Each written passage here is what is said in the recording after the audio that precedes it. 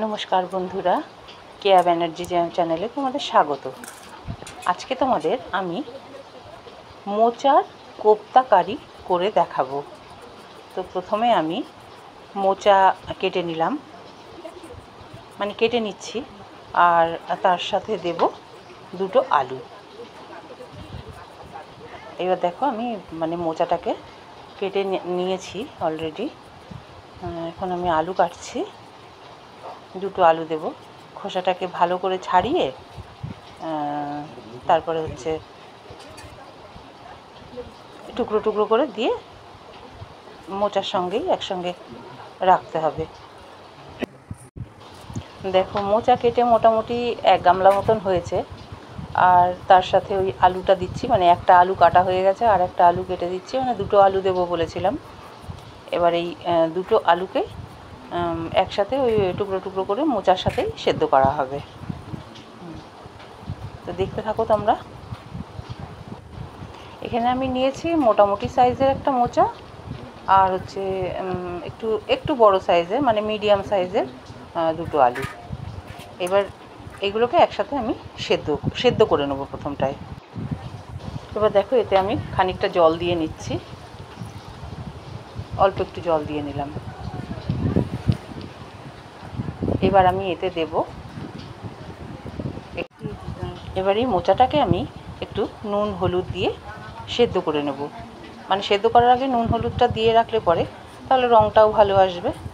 এই যে আমি দিয়ে দিচ্ছি নুন, ওই পরিমাণ মতন, তোমরা যেমন স্বাদের নুন খেতে ভালোবাসো অতটুকুই দিও। আমরা 1 চামচ দিলাম, মানে এক গামলা মতন হয়েছে মোচা, তাতে আমি 1 চামচ মতন নুন দিলাম। এবার আমি এতে দেব একটু 1 চামচ মতনই হলুদ।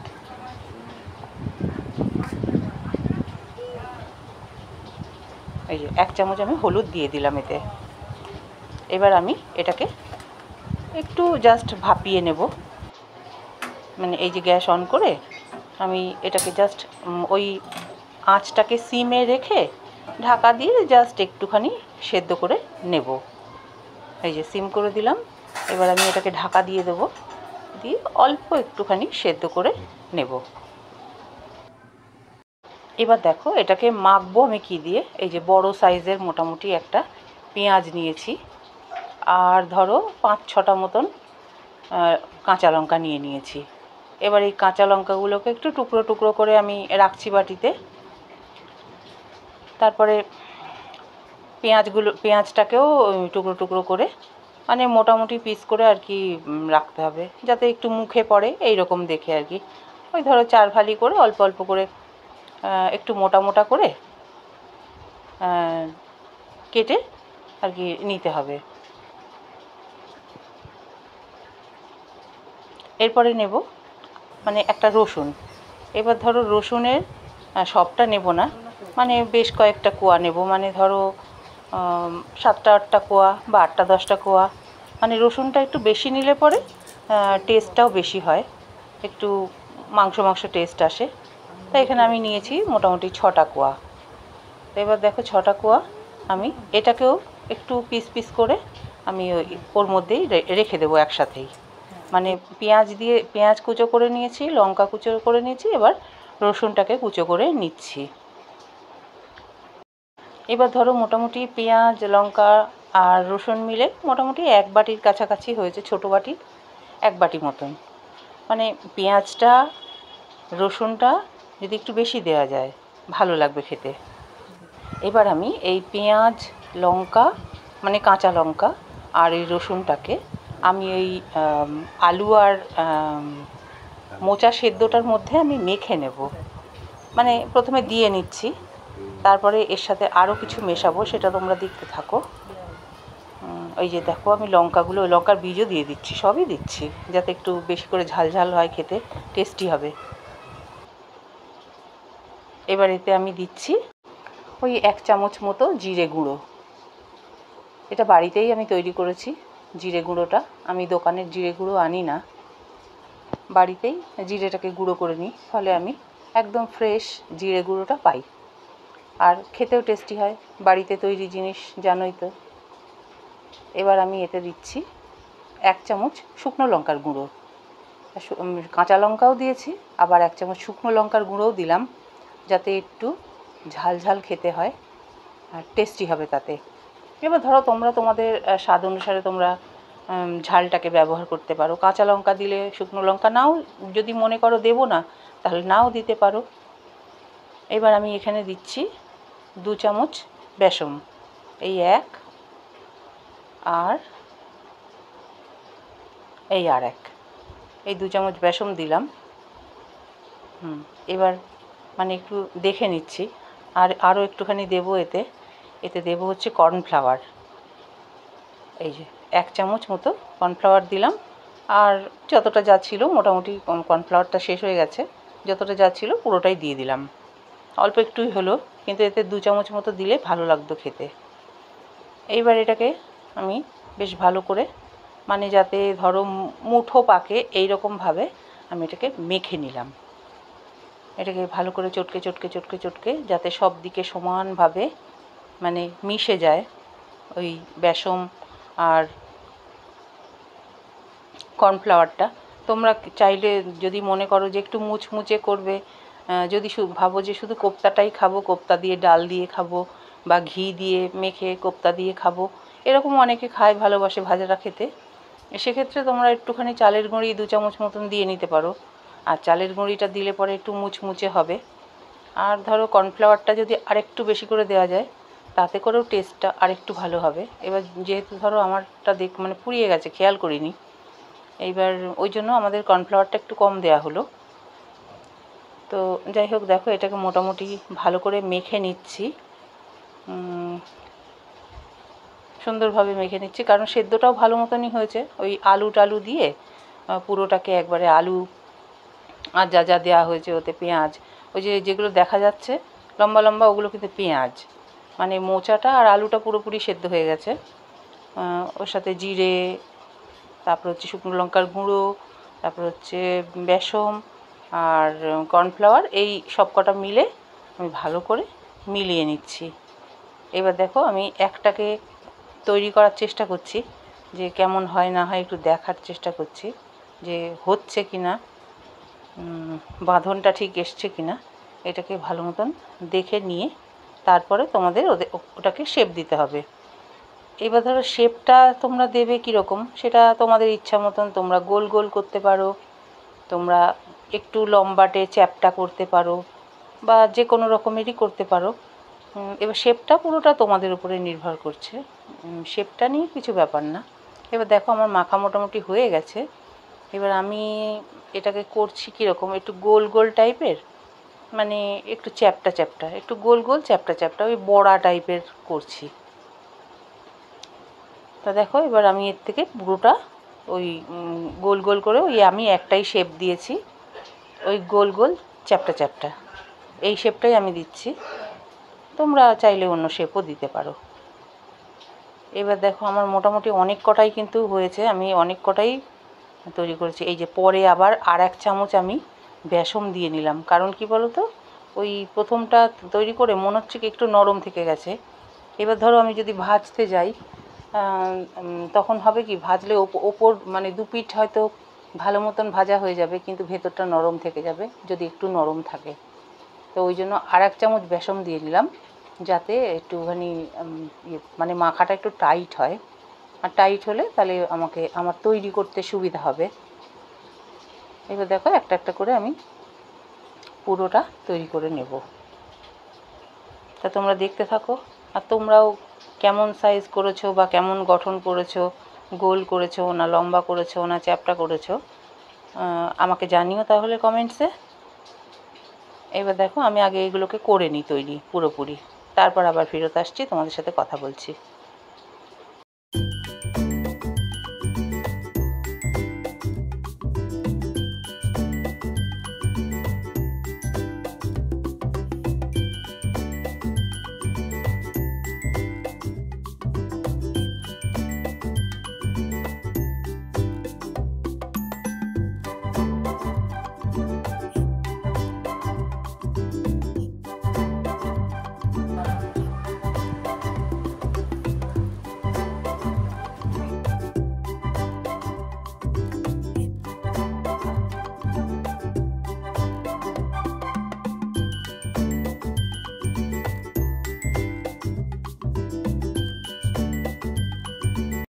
তো দেখো বন্ধুরা, আমার ওই মোটামুটি ধরো একটা মোচা মিডিয়াম সাইজের আর হচ্ছে দুটো আলুতে মোটামুটি ধরো আমার ওই 18টা মতন কোপ্তা তৈরি হয়ে গেছে।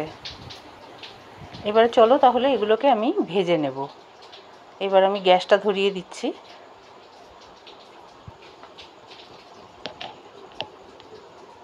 তো গ্যাস ধরিয়ে দিয়ে কড়াইটাকে আগে শুকিয়ে নিলাম। শুকিয়ে নিয়ে এবার আমি ভাজবো হচ্ছে সাদা তেলে। সাদা তেল দিয়ে মানে মোটামুটি দিয়েছি, একদম ধরো খুব যে তেল দিয়েছি তা কিন্তু না, মোটামুটি ভাজা যায় এরকম আর কি, দিয়ে যাতে মানে ডুবে থাকে মোটামুটি। এবার আমি একটা করে কোপ্তা ওই তেলের মধ্যে দিয়ে দিচ্ছি।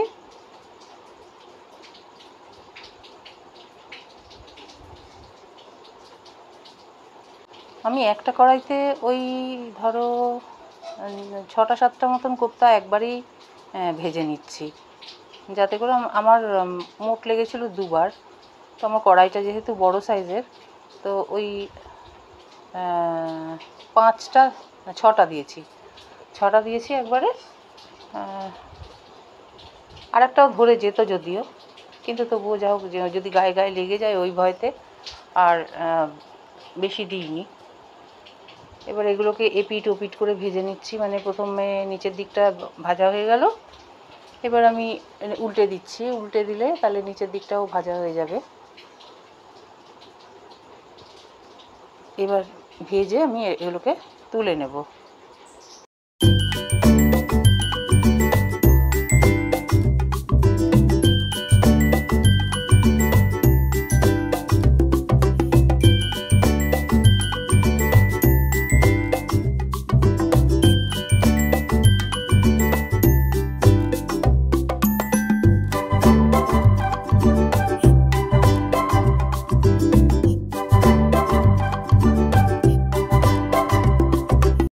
তো বন্ধুরা, আমি দেখো এপিট ওপিট করে মোটামুটি একটুখানি লাল লাল করে একটু ভেজে নিচ্ছি, যাতে ভেতরটা কাঁচা না থাকে। 2-3বার করে এপিট ওপিট করে নিয়েছি, যাতে একটু মুচমুচেও হয় জিনিসটা খেতে। তো এবার আমি এগুলোকে ভাবছি তুলে নেব। হ্যাঁ, মোটামুটি হয়ে গেছে। এবার আমি তুলে নিচ্ছি প্রথমবারে আমার 6টা হয়েছে, তো 6টা আমি আগে তুলে নিচ্ছি। এরপরে আমার আরও যেগুলো আছে সেগুলোকেও একটা একটা করে ভেজে নেব। একটা করে মানে একবারে যে কটা দিতে পারি 6টা মতন দেব। তো সব কটাকে আগে ভেজে নিই, তারপর চলো আবার ফিরে আসছি। তো চলো বন্ধুরা, আমার ভাজা হয়ে গেছে সবগুলো। এইবার কারিটা করে নেব। এবার কারিতে ফোড়নে আমি কি দেব, প্রথমে ওই তেলেই আমি 2টো শুকনো লঙ্কা নিয়েছি, 2টো তেজপাতা নিয়েছি, জিরে, হিং আর দুটো আমি দিচ্ছি হচ্ছে তোমার এলাচ, ছোট এলাচ। এবার এগুলো আমি ফোড়নে সব দিয়ে নিচ্ছি। এই যে 2টো শুকনো লঙ্কা দিলাম, বোটা সমেতও দিতে পারো, বোটা ছাড়াও দিতে পারো। এই যে 2টো এলাচ আর 2টো তেজপাতা আর একটুখানি হিং দিচ্ছি। হিংটা দিলে হবে কি, মানে কারির গন্ধটা খুব সুন্দর বেরোবে। এবার আমি এটাকে একটুখানি জাস্ট ভাজা ভাজা করে নিচ্ছি, একটুখানি জাস্ট গন্ধটা ছাড়তে যতক্ষণ লাগে। তো গ্যাসটাকে একটু বাড়িয়ে নিলাম, যাতে গন্ধটা একটু ঝাঁঝালো আকারে বের হয়।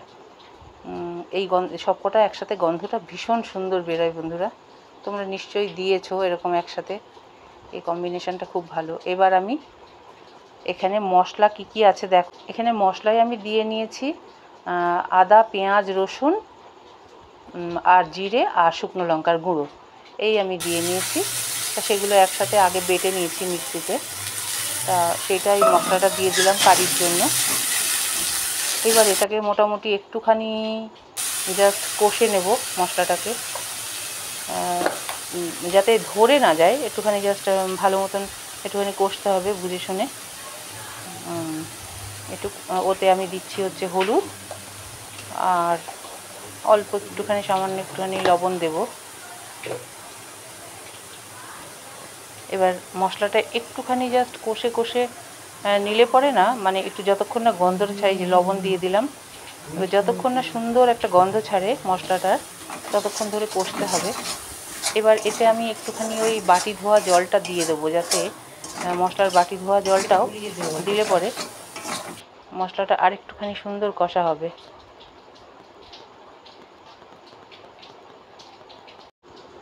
এই যে মশলার বাটি ধোয়া জলটা আমি দিয়ে দিচ্ছি, যাতে করে শুকনো শুকনো ভাজা ভাজা করলে না মশলাটা একটু পুড়ে পুড়ে মতন যায়, যার জন্য এই বাটি ধোয়া জলটা একটুখানি গোলা গোলা থাকলে না তাহলে মশলাটা চট করে ধরেও যায় না, আর মশলাটা ভালো মতন কষা হয়। সেই জন্য সামান্য একটু জল দিলাম। এই জলটা দিয়ে যতক্ষণ না একটা সুন্দর গন্ধ বেরোচ্ছে মশলার, ততক্ষণ কষবো। তারপরে আমি ওতে জল দেব, আর জল খুব সামান্যই দেব। তো দেখতে থাকো, এটা সামান্য একটুখানি কষে নিচ্ছি যতক্ষণ না গন্ধ ছাড়ছে। এখানে মশলাটা আমি কম আঁচে ভাজছিলাম, তো এবার আমি গ্যাসটাকে একটু বাড়িয়ে দিচ্ছি যাতে একটু তাড়াতাড়ি হয়ে যায়। আমি কমিয়ে দিয়েছিলাম কারণ হচ্ছে যাতে মশলাটা ধরে না যায় তলা থেকে।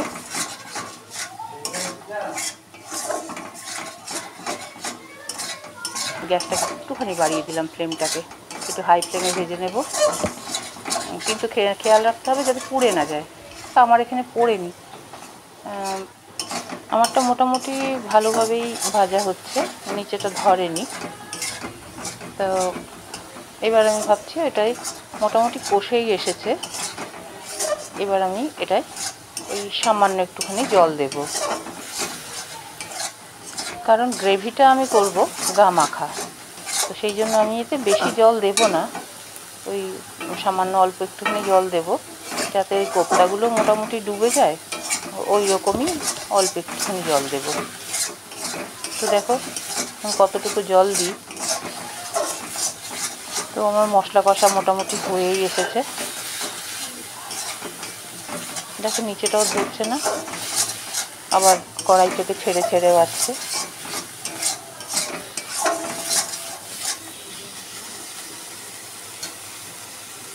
এবার আমি ওই মশলার বাটিটা ধুয়ে ওই অল্প একটুখানি জল দেব। ওই মশলার বাটি ধুয়ে জল দিলাম অল্প। আবার ভাবছি এইটুকু জলে হবে না, তো মশলার বাটিটা আর একবার ধুয়ে নিয়ে আরও একটুখানি জল দেব আমি এতে, কারণ কোপ্তাগুলো তো ডুবতে হবে, তো সেই জন্য আরও একটু জল দিলাম। তো এবার দেখো জলটা তাও সাফিসিয়েন্ট হয়নি, আর অল্প একটুখানি জল দেব। দেওয়ার পরে তারপরে আমি কোপ্তাগুলোকে এখানে ছেড়ে দেব, যাতে কোপ্তাগুলোর মধ্যে একটুখানি গ্রেভির রসটা ভেতরে যায়। দেখো আরও একটুখানি জল দেবো আমি এখানে।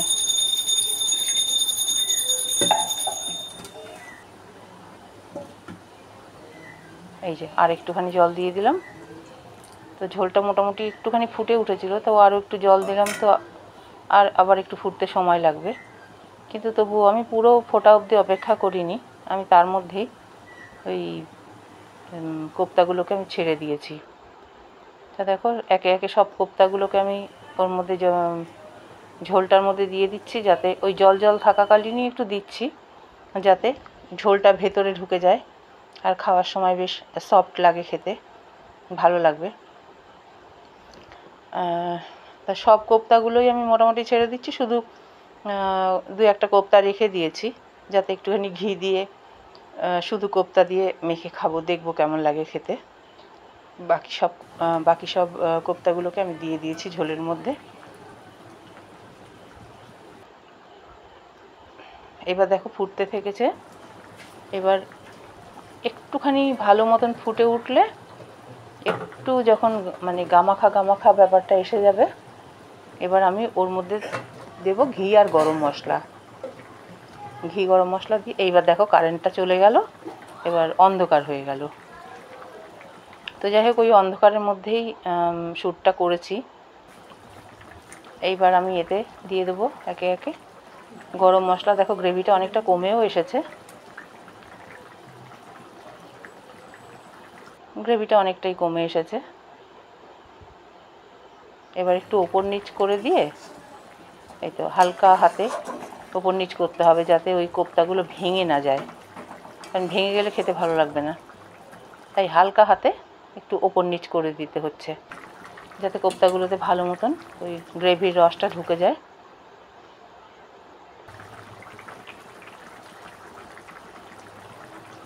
দিয়ে দিচ্ছি 1 চামচ গরম মশলার গুঁড়ো। এটাও আমি বাড়িতেই তৈরি করেছি। তো গরম মশলা আমি কীভাবে তৈরি করি আমি পরে কোনো একটা রেসিপিতে তোমাদের জানিয়ে দেবো। তো ওই হোমমেড যে গরম মশলা, এই গন্ধটা খুব স্ট্রং আর খুব সুন্দর। 1 চামচ দিলেই একদম মোমো করে গন্ধে। এবার আমি লাস্টে ওটাকে ঘি দিয়ে আমি নামিয়ে দেব। গরম মশলা দিয়ে অনেকে ঢেকে দেয়, কিন্তু আমি যেহেতু ঝোলটা আমার কমে এসেছে সেই জন্য আমি আর ঢাকিটাকি নিই। তো আমি এবার 1 চামচ ঘি দিয়ে দেবো। ঘিটা আমি অনলাইন থেকে আনিয়েছি, এটা হচ্ছে ডাবরের ঘি, মোটামুটি খারাপ না খেতে। তো এই ডাবরের ঘি 1 চামচ দিয়ে দিলাম। এবার এটাকে একটু ঘেঁটে দেব, ঘিটা যাতে চারিদিকে মিশে যায় ভালো মতন। তারপরে রান্না আমার হয়ে গেছে। এবার এটাকে একটু হালকা হাতে চারিদিকে নাড়িয়ে দেব, যাতে সব দিকে ঘিটা সমানভাবে ছড়িয়ে যায়। তো রান্না আমার ডান। এইখানে দেখো ঝোলের কালারটাও সুন্দর এসেছে, একদম গাঢ় গাঢ় টকবক করে ফুটছে। তো আর আমার এতে কিছু দেওয়ার নেই। এবার আমার রান্না হয়ে গেছে, এবার খাবার পালা। তো দেখতে থাকো। এবার দেখো ভাতে পড়ে গেছে একটা কোপ্তা ঝোল। এবার আর একটা কোপ্তা দিয়ে এবার দেখো খাবে, দেখো কি বলে, কি দেখায় দেখো। এই যে এবার গরম ভাতে কোপ্তা দিয়ে খেয়ে দেখো রিভিউটা কীরকম দেয়।